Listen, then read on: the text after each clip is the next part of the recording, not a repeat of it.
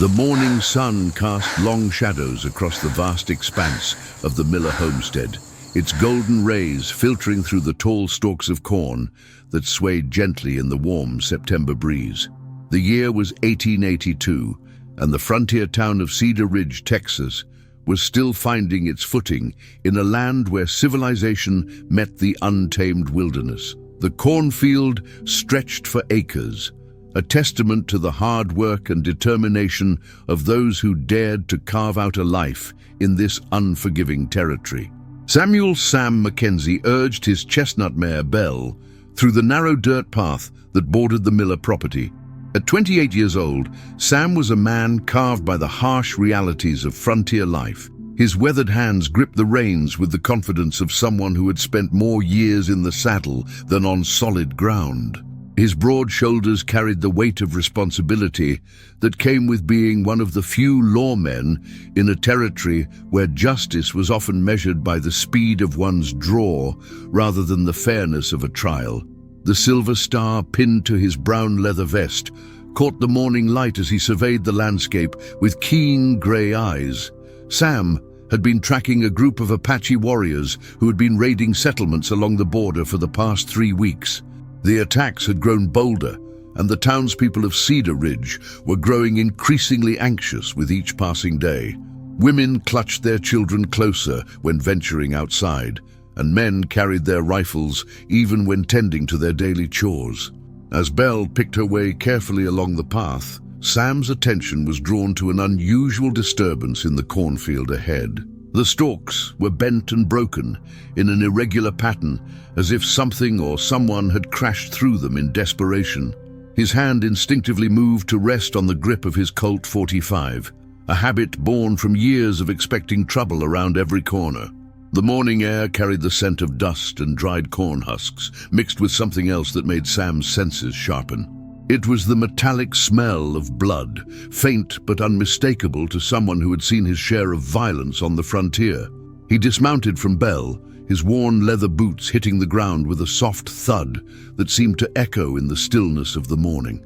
Sam pushed through the damaged cornstalks, following the trail of broken vegetation deeper into the field. The silence was broken only by the gentle rustling of leaves and the distant call of a red-tailed hawk circling overhead. Each step forward revealed more signs of a struggle: torn fabric caught on thorns, drops of dried blood on the dusty ground, and deep impressions in the earth that suggested someone had fallen and crawled for some distance. As he moved deeper into the cornfield, Sam's training kicked in. He noted the direction of the broken stalks, the pattern of the disturbance, and the way the evidence painted a picture of someone fleeing in panic. The trail led him in a winding path through the maze of corn, and with each step, the evidence of violence became more apparent. Then he heard it, a sound so soft that he almost missed it. It was the shallow, labored breathing of someone trying very hard not to be found. Sam froze, his hand tightening on his weapon as his eyes scanned the immediate area. The sound seemed to be coming from a particularly dense section of corn about 20 feet ahead, where the stalks grew so close together that they formed a natural hiding place. "Hello!" Sam called out, his voice carrying a tone of authority tempered with compassion. "I'm Sheriff Mackenzie. If someone's out there, I'm here to help." The breathing stopped entirely, and Sam could almost feel the fear radiating from whoever was hidden among the corn. He took a step forward, his movements slow and deliberate, designed to appear as non-threatening as possible. The morning sun was climbing higher now, and the shadows were beginning to shift, creating an ever-changing pattern of light and darkness among the stalks. "I know you're there," Sam said gently, his voice taking on the same tone he might use to calm a frightened horse. "I can see where you've been. You're hurt, aren't you? Let me help you." A small whimper escaped from the hiding place, so quiet that Sam wasn't entirely sure he had heard it. He continued his slow approach, pushing aside the corn stalks with careful movements. The smell of blood was stronger now, mixed with the scent of fear and exhaustion that clung to someone who had been running for their life. When Sam finally parted the last of the corn stalks, what he saw made his breath catch in his throat. Huddled against the ground, pressed as far back into the natural shelter as possible, was a young woman who couldn't have been more than 19 or 20 years old. Her long dark hair was matted with dirt and dried blood, and her clothes, what remained of them, were torn and stained with evidence of her ordeal. But it was her eyes that struck Sam the most. They were wide with terror, the kind of fear that came from witnessing unspeakable horrors. Those dark brown eyes darted between Sam's face and the badge on his vest, as if trying to determine whether he represented salvation or just another threat. Her skin, naturally olive-toned, was pale with shock and blood loss, and Sam could see numerous cuts and bruises covering her exposed arms and legs. The young woman was clearly of mixed heritage. Her features suggested both Apache and Mexican ancestry, a combination that would have made her life complicated even in the best of circumstances. In the current climate of tension between the settlers and the Apache tribes, her appearance would have made her a target for suspicion and violence from both sides. "Easy there," Sam said softly, slowly holstering his weapon and raising his hands to show they were empty. "I'm not going to hurt you. My name is Sam Mackenzie, and I'm the sheriff of Cedar Ridge. You're safe now." The words seemed to have little effect on the terrified young woman. She pressed herself further back against the ground, her breathing becoming more rapid and shallow. Sam could see that she was on the verge of panic, and he knew that any sudden movement might send her fleeing back into the wilderness, where she would likely die from her injuries and exposure. "What's your name?" Sam asked, settling down into a crouch to make himself appear less threatening. The morning sun was warm on his back as he waited patiently for a response that might not come. The young woman's lips moved slightly, but no sound emerged. Her eyes never left Sam's face, studying every line and expression as if trying to read his intentions. Sam noticed that despite her obvious terror, there was something else in those eyes. A fierce intelligence and strength that had undoubtedly helped her survive whatever ordeal had brought her to this cornfield. "You don't have to tell me right now," Sam continued, his voice maintaining the same gentle tone. "But I can see you're hurt pretty badly. Some of those cuts look deep, and you've lost a fair amount of blood. If we don't get you to a doctor soon, you might not make it." At the mention of a doctor, the young woman's eyes flashed with something that looked like panic. She shook her head slightly, the movement causing her to wince in pain. Sam realized that her fear might extend beyond just him. She might be afraid of anyone in town, understanding all too well how people of her apparent heritage were often treated in frontier communities. "Look," Sam said, slowly reaching into his vest pocket. The movement caused the young woman to tense, but she didn't try to flee. "I've got some water here." He pulled out a small canteen and held it where she could see it. "You look like you haven't had anything to drink in a while." The sight of the water caused a visible reaction. The young woman's tongue darted out to wet her cracked lips, and Sam could see the desperate thirst in her eyes. But still, she didn't move forward to accept his offer. Sam unscrewed the cap of the canteen and took a small sip himself, demonstrating that the water was safe. Then he placed the canteen on the ground between them and scooted back a few feet, giving her space to approach if she chose to. "It's there whenever you're ready," he said simply.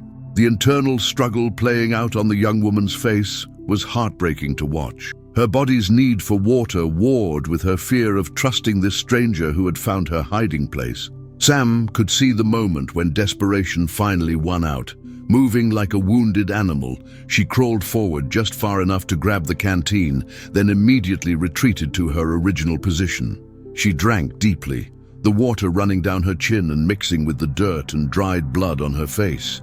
Sam could see the relief in her expression as the cool liquid soothed her parched throat. When she finally lowered the canteen, some of the panic had left her eyes, replaced by a cautious wariness. "Better?"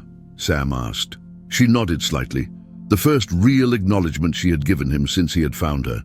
"Good," Sam said. "Now, I know you're scared, and I understand why, but I need you to listen to me carefully. Those wounds need attention, and soon. I can see at least 3 that look like they might get infected if they're not cleaned and bandaged properly." The young woman's free hand moved protectively to her side, where Sam could see a particularly nasty gash through her torn dress. The fabric around the wound was dark with dried blood, and he suspected she might have a broken rib as well. "I'm going to make you a promise," Sam continued, his voice carrying the weight of absolute sincerity. "I will not let anyone hurt you. I don't care who they are or what they think they have a right to do. You're under my protection now, and that means something in this territory." For the first time since he had found her, the young woman spoke. Her voice was barely a whisper, hoarse from thirst and fear, but the words were clear enough. "They killed them all." The simple statement hit Sam like a physical blow. He had suspected that she was a survivor of one of the recent Apache raids, but hearing the confirmation from her own lips made the tragedy real in a way that reports and evidence never could. "Who did?" Sam asked gently. "Can you tell me what happened?" The young woman's eyes filled with tears, and her whole body began to shake with the effort of holding back sobs. "The soldiers," she whispered. "They came at dawn, said we were harboring Apache raiders, but we weren't. We were just trying to live." Sam felt a cold knot forming in his stomach. The relationship between the U.S. Army and the various Apache tribes was complicated and often violent, but attacks on civilian settlements were supposed to be investigated and verified before any military action was taken. If what this young woman was saying was true, then innocent people had died. "Where was this?" Sam asked. "How far from here?" 2 days' walk," she replied, her voice growing stronger as she seemed to realize that Sam was actually listening to her story. "Maybe 3. I'm not sure. I've been hiding, moving at night." Sam quickly calculated the distance in his head. There were several small settlements and homesteads within that range, most inhabited by families of mixed heritage who had been trying to build lives on the border between two worlds. These communities often served as informal meeting grounds where Apache, Mexican, and Anglo settlers could trade and interact peacefully. "What's your name?" Sam asked again, hoping that her growing trust might encourage her to share more information. "Elena," she said after a moment of hesitation. "Elena Morales." "Elena," Sam repeated, giving the name the proper Spanish pronunciation. "That's a beautiful name. Elena, I need you to understand something. What happened to your people? That wasn't justice. That was murder, and someone needs to answer for it." Elena's eyes widened at his words. In her experience, Anglo lawmen rarely showed concern for the deaths of people like her and her family. "You would investigate?" she asked, disbelief clear in her voice. "I would do more than investigate," Sam replied firmly. "If soldiers killed innocent people, they'll face trial for it. Military or not, murder is murder." The conviction in Sam's voice seemed to reach Elena in a way that his earlier reassurances had not. For the first time since he had found her, she began to uncurl from her defensive position, though she remained ready to flee at the first sign of danger. "But first," Sam continued, "we need to get you medical attention. Dr. Harrison in Cedar Ridge is a good man. He'll take care of you, no questions asked. And his wife Martha, she's got a way of making everyone feel safe." Elena shook her head again, the fear returning to her eyes. "The town, they will not want me there. They will see my face and think I am Apache. They will think I am the enemy." Sam couldn't argue with her logic.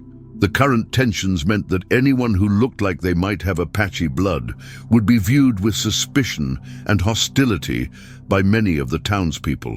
But he also knew that leaving her out here to die was not an option. "I won't lie to you, Elena," Sam said. "Some people in town might react badly at first, but I'm the law in Cedar Ridge, and what I say goes. Anyone who has a problem with me helping you will have to deal with me directly." Elena studied his face for a long moment, as if trying to gauge whether his words could be trusted. Sam remained perfectly still, letting her take all the time she needed to make her decision. "Why?" she finally asked. "Why would you help me? I am nothing to you." "Because it's the right thing to do," Sam replied simply. "Because you're hurt and scared and you've lost everything. Because someone needs to speak for the people who can't speak for themselves anymore." The simplicity and honesty of his answer seemed to affect Elena more than any elaborate promise might have. Tears began to flow freely down her cheeks, cutting clean tracks through the dirt and blood on her face. I watched them die, she whispered. My mother, my little brother, my grandfather, the soldiers, they didn't care that we had done nothing wrong. They didn't care that my mother was carrying food to the soldiers' own camp just the week before. They just killed everyone. Sam felt anger building in his chest, a cold fury at the senseless waste of life that Elena was describing. But he kept his voice level and calm, knowing that she needed his strength right now, not his rage. How did you escape? He asked.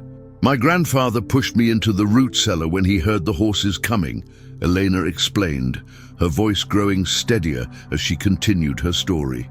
He told me to stay hidden no matter what I heard, but after the screaming stopped, I waited until dark and then I ran. I didn't know where else to go. You did exactly the right thing, Sam assured her. Your grandfather was a wise man. He saved your life. Eleanor nodded, wiping at her tears with the back of her hand. He always said that sometimes surviving is the hardest thing you can do, that it takes more courage to live than to die. He was right about that, Sam agreed. And you've shown tremendous courage, Elena, more than most people could manage. The sun was climbing higher now, and Sam knew that they needed to make a decision soon. Elena's injuries required medical attention, and the longer they waited, the greater the risk of infection or complications. Elena, Sam said carefully, I need to ask you something, and I want you to think about your answer. Do you trust me enough to let me take you back to town? I know it's scary, but I promise you, I give you my word as a lawman and as a man, that I will not let anyone hurt you. Elena was quiet for several minutes, weighing her options. Sam could see the internal struggle playing out on her face. Finally, she looked up at him with eyes that held a fragile hope. If I go with you, she said, and the people in your town decide they do not want me there, what then? Then we'll figure out another solution, Sam replied. Maybe get you to the mission in San Antonio, or find some relatives who can take you in. But Elena, if we don't get those wounds treated soon, none of those options will matter. Elena looked down at her injuries, seeing them clearly for the first time since Sam had found her. The sight of the dried blood and the angry red edges of the deeper cuts seemed to finally drive home the reality of her situation. Okay, she said quietly. I will come with you. Sam felt a wave of relief wash over him. You've made the right choice, he said, slowly getting to his feet. Now I'm going to help you up, and we're going to take this nice and slow. If you feel dizzy or faint, you tell me right away.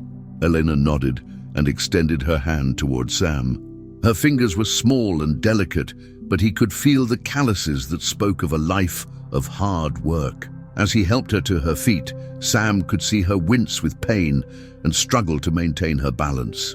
Easy does it, Sam said, wrapping one arm around her waist to steady her.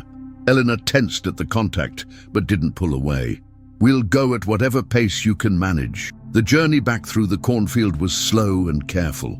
Elena had to stop several times to rest, and Sam could see that each step was an effort for her, but she never complained, and her determination impressed him more with each passing minute. When they finally reached the edge of the cornfield where Belle was waiting patiently, Elena looked up at the horse with apprehension. I don't know if I can ride, she admitted. That's all right, Sam said. Belle's as gentle as they come, and I'll be right there with you. We'll go slow. Sam helped Elena mount Belle, then swung up behind her. He could feel how tense she was, her body rigid with pain and anxiety. As they began the slow ride toward Cedar Ridge, Sam found himself hoping that his faith in the basic decency of his fellow townspeople would not prove to be misplaced. The town of Cedar Ridge came into view as they crested a small hill about a mile outside the settlement. From this distance, it looked peaceful and welcoming, with smoke rising from chimneys and people going about their daily business in the dusty main street. But Sam knew that appearances could be deceiving, especially when fear and prejudice were involved. It's smaller than I expected, Elena said, speaking for the first time since they had left the cornfield. It's a good town, Sam replied. The people here are mostly decent folks just trying to make a living and raise their families. They're scared right now because of the Apache raids, But fear makes people do stupid things sometimes. That doesn't make them evil, just human. Elena didn't respond, but Sam could feel some of the tension leave her body as she absorbed his words. As they rode down the main street of Cedar Ridge, Sam was acutely aware of the attention they were drawing. People stopped their conversations to stare, and he could see the questions and concerns written on their faces. Mrs. Henderson, who ran the general store, stepped out onto her porch and shaded her eyes with her hand to get a better look at the riders. Sam tipped his hat to her, and she nodded in return, though her expression remained puzzled. "Sheriff Mackenzie," called out Tom Brady, the local blacksmith. "Everything all right?" "Just fine, Tom," Sam called back. "Going to see Doc Harrison." Tom nodded and went back to his work, but Sam noticed that several other townspeople had gathered to watch their progress down the street. He could only hope that curiosity would outweigh suspicion, at least until he could get Elena safely to the doctor's office. Dr. Harrison's office was located in a neat white building near the center of town. Sam had always appreciated the fact that the doctor had chosen to set up his practice in a prominent location, rather than hiding away on some side street. It sent a message that medical care was available to anyone who needed it, regardless of their social standing. As Sam helped Elena down from Bell, he noticed that her legs were shaking with exhaustion. The ride, though relatively short, had taken a toll on her already weakened condition. "Almost there," Sam said encouragingly. "Just a few more steps." Dr. Harrison himself opened the door before they reached it, having apparently seen them coming from his window. Daniel Harrison was a man in his early 50s, with graying hair and kind eyes behind wire-rimmed spectacles. He had come to Cedar Ridge 5 years earlier, after his wife's death had left him looking for a new start in life. "Sam," Dr. Harrison said, his medical training immediately focusing on Elena's obvious distress. "What do we have here?" "Doc, this is Elena Morales," Sam said. "She's been hurt pretty badly, and she needs your help." Dr. Harrison's eyes took in Elena's injuries and condition with professional efficiency. "Of course," he said immediately. "Bring her right in. Martha!" he called to his housekeeper. "I need clean water and bandages in the examination room." As they helped Elena into the building, Sam caught sight of several townspeople gathering outside, their voices rising in curious conversation. He made a mental note to address their concerns later, but for now, Elena's health was his primary priority. The doctor's examination room was clean and well organized, with afternoon sunlight streaming through spotless windows. Elena looked around nervously as Dr. Harrison began preparing his instruments and supplies. "Now then, Miss Morales," Dr. Harrison said in his professional but reassuring manner, "I'm going to need to examine your injuries to determine the best course of treatment. Sheriff Mackenzie, you can wait in the front room if you prefer." Elena's eyes went wide with alarm at the suggestion that Sam might leave. "I'll stay right here," Sam said quickly, understanding her fear. "If that's all right with you, Elena." She nodded gratefully, and Dr. Harrison began his examination. As he cleaned and assessed each wound, the doctor's expression grew increasingly grave. Sam could see that Elena's injuries were more serious than they had initially appeared. "Most of these are defensive wounds," Dr. Harrison murmured, more to himself than to his companions. "Cuts on the hands and arms from trying to ward off an attack." Elena flinched at his words, and Sam could see her reliving the traumatic events in her mind. "She's been through hell, Doc," Sam said quietly. "Her whole family was killed." Dr. Harrison paused in his work and looked at Elena with compassion. "I'm sorry for your loss, Miss Morales. I can't imagine what you've been through." Elena managed a small nod of acknowledgement, but she seemed to be withdrawing into herself as the reality of her situation began to sink in. "The good news," Dr. Harrison continued as he resumed his work, "is that none of these wounds appear to be infected yet. However, this gash on your side is quite deep, and I'm concerned about possible internal injuries." As the doctor worked to clean and bandage Elena's wounds, Sam found himself thinking about the larger implications of her story. If soldiers had indeed attacked and destroyed an innocent settlement, it represented a serious breach of military protocol and civilian law. But investigating such claims would be dangerous and complicated, especially given the current state of tensions between the various factions in the territory. "There," Dr. Harrison said finally, stepping back to survey his work. "That should hold you for now, but you'll need to rest and recover properly. Some of these wounds will take weeks to heal completely." Elena looked down at herself, now properly bandaged and cleaned. For the first time since Sam had found her, she looked almost human again, rather than like a wild creature that had crawled out of the wilderness. "Thank you," she said to Dr. Harrison, her voice still weak but filled with genuine gratitude. "It's my job," the doctor replied kindly.